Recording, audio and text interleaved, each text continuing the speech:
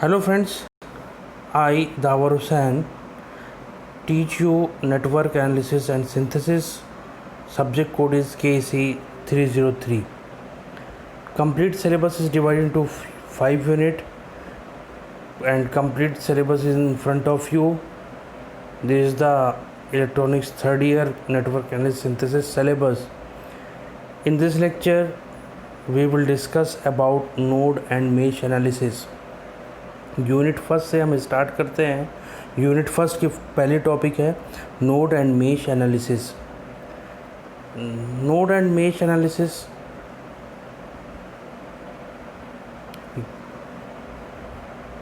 What is node analysis? What do you mean by network analysis and synthesis? Analysis मतलब होता है कोई भी सर्किट होती है, उस सर्किट में हमारा resistance, capacitor, inductor, voltage source, current source होता है।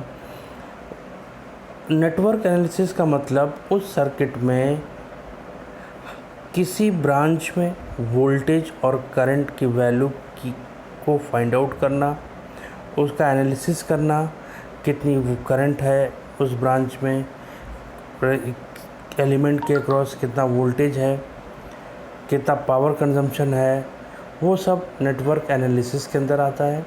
नेटवर्क सिंथेसिस क्या होता है? कोई भी मैथमेटिकल इक्वेशन गिवन हो और उस मैथमेटिकल इक्वेशन से हम सर्किट को ड्रॉ करें, वो हमारा कहलाता है सर्किट सिंथेसाइजेशन या network सिंथेसाइजेशन।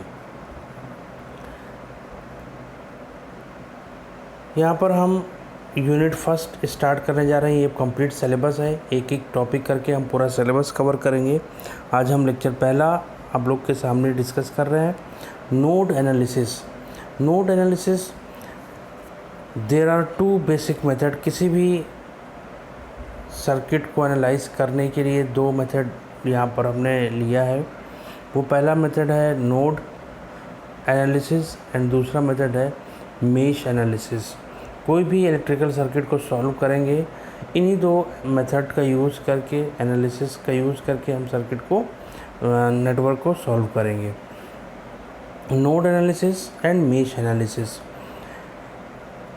Node analysis we will consider the node voltage with respect to the ground, hence nodal analysis is also called the node voltage method। कोई भी नेटवर्क गिवन होता है तो वहाँ पर हम नोड वोल्टेज को फाइंड आउट करते हैं विथ रेस्पेक्ट टू ग्राउंड। एक वोल्टेज, एक नोड हमारा क्या होगा? ग्राउंड होगा, उसके रेस्पेक्ट में हमारा नोड वोल्टेज होगा। नोड वोल्टेज V1 V2 हम उस नोड के वोल्टेज को एज्यूम करेंगे। V1 V2 V3 ये हमारा नोड वोल्टेज हो जाएगा। और एक हमारा ग्राउंड नोड होगा जहाँ पर सारे के सारे ब्रांचें, मैक्सिमम ब्रांचें एक पॉइंट पे मिलती हों, वो हमारा क्या कहलाता है? ग्राउंड। और नोड एनालिसिस को हम दूसरा नाम देते हैं node voltage method. Next, node analysis के कुछ स्टेप्स हैं। इस स्टेप को फॉलो करते हुए बड़ी से बड़ी इलेक्ट्रिकल सर्किट को हम सॉल्व कर लेंगे। पहले टोटल चार स्टेप्स हैं। फर्स्ट स्टेप में identify the principal node and choose one of them as a reference node, we will treat that reference node as a ground। सबसे पहले नेटवर्क में हम प्रिंसिपल नोड और रेफरेंस नोड को find out करेंगे। अब node क्या होता है? जहाँ पर दो से ज़्यादा ब्रांचें आके मिलती हैं वो हमारा नोड कहलाता है। दो ब्रांचें जहाँ पर मिलती हैं वो नोड नहीं कहलाएगा। दो से ज़्यादा ब्रांचें जहाँ आकर मिलती हैं वो हम नोड कहलाएगा। वो उसको हम ट्रीट करेंगे एज ए प्रिंसिपल नोड। और ऐसा पॉइंट जहाँ पर कॉमन पॉइंट, जहाँ पर मैक्सिमम ब्रांचें आकर इंटरसेक्ट कर रही हों, वो हमारा क्या कहलाएगा? Reference node. नेक्स्ट, अब जब हमें नोड पता चल गया, अभी हम एग्जांपल लेंगे। एग्जांपल से क्लियर हो जाएगा कि नोड कैसे हम फाइंड आउट करेंगे, कौन सा हमारा रेफरेंस नोड होगा, कैसे कैलकुलेट करेंगे, रेफरेंस नोड की वैल्यू को कैसे फाइंड आउट करेंगे। नेक्स्ट स्टेप होगा label the node voltages with respect to the ground from the principal node except the reference node. Node find out कर लिया, नोड फाइंड आउट करने के बाद लेबलिंग कर लिया। लेबलिंग मीन्स पहले नोड को V1, पहले नोड V1 नोड पर वोल्टेज V1, दूसरे नोड पर वोल्टेज V2, इस तरह से तीन नोड आ गए तो V3 एंड सो ऑन। और एक हमारा लास्ट में जो नोड रेफरेंस नोड होगा उसको हमारा VR या कोई भी हम नाम दे देंगे reference node. Next step with nodal equation. Nodal equation क्या होती है, उस नोड पे हम किरचॉफ करंट लॉ अप्लाई करते हैं। किरचॉफ करंट लॉ आप लोगों ने इलेक्ट्रिकल में पढ़ा होगा, कैसे अप्लाई करते हैं नेटवर्क पर। अगर नहीं ध्यान है तो वो भी अभी हम क्लियर करेंगे। 4 स्टेप्स हैं, उस नोड पर हम नोडल इक्वेशन अप्लाई करेंगे। Write nodal equation at the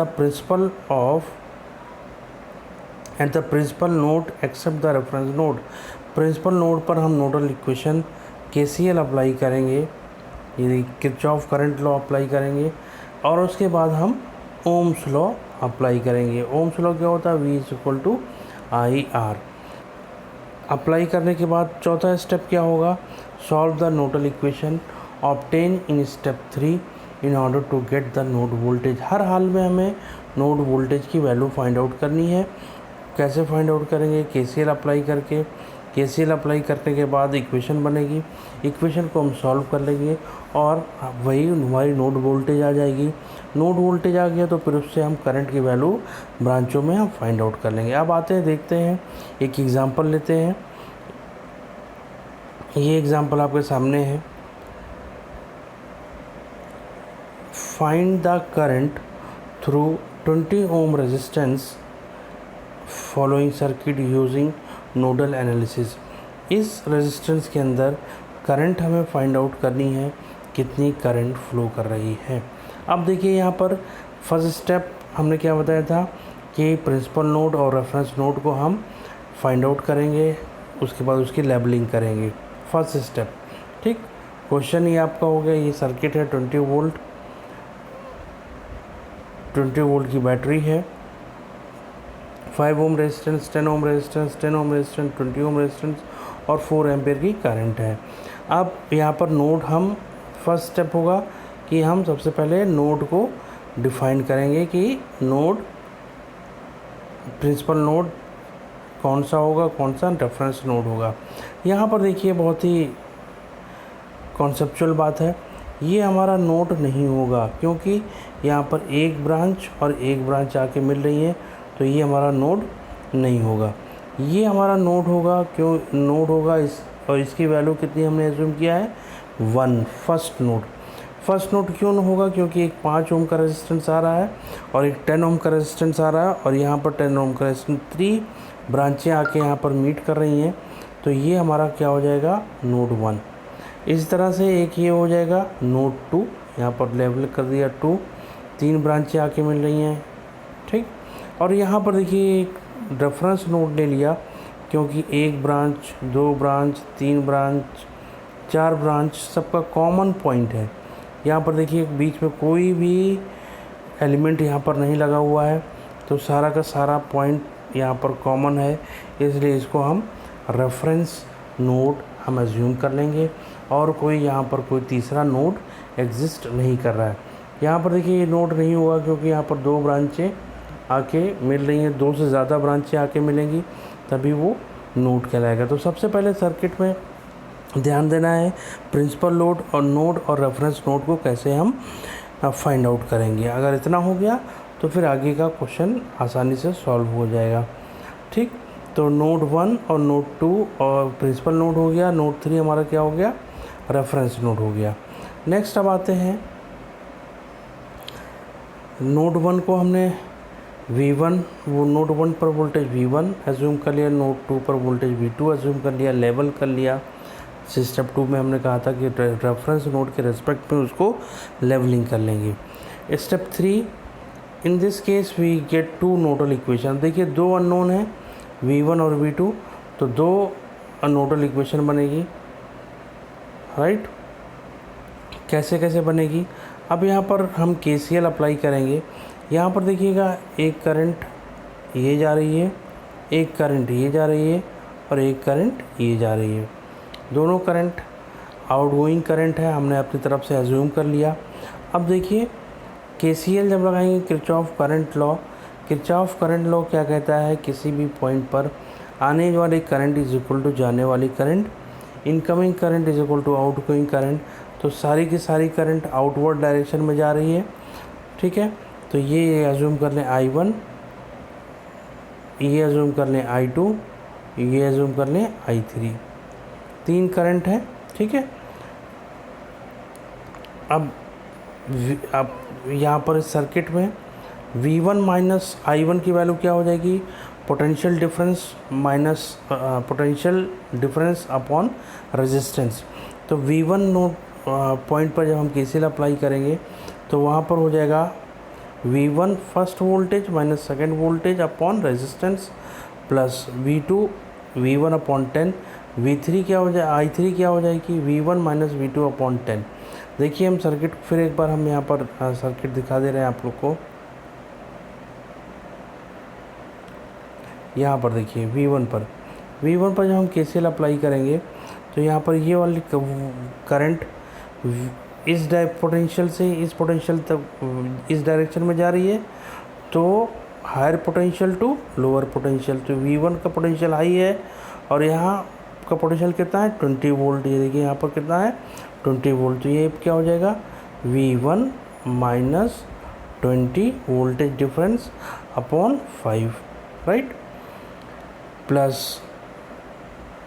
plus ये करंट, ये वाली करंट, ये देखिए यहाँ पर वोल्टेज V1 है, यहाँ पर 0 है, तो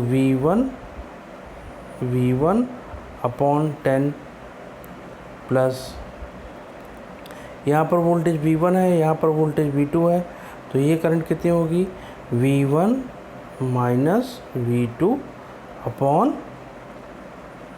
अपॉन कितनी वैल्यू है यहाँ पर 10, V1 माइनस V2 अपॉन 10, ठीक है। वही चीज़ यहाँ पर लिखी गई है इस इक्वेशन में। अगर यहाँ पर ध्यान से देखें तो voltage difference upon resistance, total current का सम क्या होगा, 0। अब यहाँ पर देखिए LCM लिया गया है, LCM लिया इसका 10 हो जाएगा LCM, और 2V1 minus 40 plus V1 minus V2 is equal to 0। ये इक्वेशन बन के आएगी 4V1 minus 40 minus V2 is equal to 0, V2 is equal to 4V1 minus 40। ये इक्वेशन नंबर फर्स्ट हो गई, राइट। फर्स्ट नोट पर हमने KCL अप्लाई किया, ये इक्वेशन नंबर फर्स्ट हो गई। इसी तरह से इक्वेशन नोट 2 पर हम अप्लाई करेंगे, नोट 2 पर हम अप्लाई करेंगे, KCL अप्लाई करेंगे, -4 plus V2 by 20 plus V2 minus V1 upon 10 is equal to 0। देख लीजिए सर्किट, एक बार हम फिर से सर्किट को यहाँ पर V2 पर हम जब अप्लाई करेंगे KCL, इस डायरेक्शन में करंट क्या हो जाएगी, -4 एम्पियर। ये करंट कितनी हो जाएगी, V2 अपॉन 20, और ये करंट हो जाएगी V2 माइनस V1 अपॉन 10। वही यहाँ पर बताया गया है, ये देखिएगा -4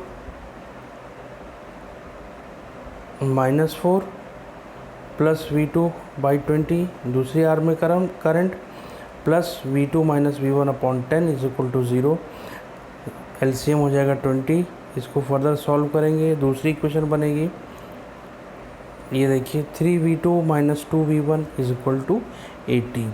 अब पहली और दूसरी इक्वेशन, दो वेरिएबल है, दोनों को हम सॉल्व कर लेंगे। कैसे सॉल्व करेंगे, finding node voltage V1 and V2 by solving equation 1 and equation 2। Substitute the equation 1, पहली इक्वेशन की वैल्यू को दूसरी इक्वेशन में जब वैल्यू को पुट करेंगे तो यहाँ पर 3V2 minus 2V1 is equal to 80 है। V2 की वैल्यू 4V1 माइनस 40 पुट कर देंगे, और करने के बाद V1 की वैल्यू कितनी आ जाएगी, 20। इस तरह से V2 की वैल्यू आ जाएगी -40, राइट। V2 की वैल्यू V2 की वैल्यू हो जाएगी 40। तो V1 V2 हमें पता चल गया। अब हम ईज़िली 20 ओम रेजिस्टेंस के अंदर करंट कितनी होगी, using ohm law V is equal to I R, I is equal to V by R से ये फार्मूला अप्लाई कर देंगे। V2 हमें पता है और इस इक्वेशन से I20 is equal to 2 ampere current. तो 20 ओम रेजिस्टेंस के अंदर हमारी 2 एम्पियर करंट फ्लो कर रही है। इस तरह से हम नोड एनालिसिस का यूज़ करके किसी भी सर्किट को हम एनालाइज कर सकते हैं कि इसमें किस ब्रांच में कितनी करंट फ्लो कर रही है, कि किस एलिमेंट के क्रॉस वोल्टेज कितना है। अब हम अपने कंक्लूजन पे आते हैं। क्या कंक्लूजन है? From the above example we can conclude that we have to solve n nodal equation if the electric current has n principal node except the reference node।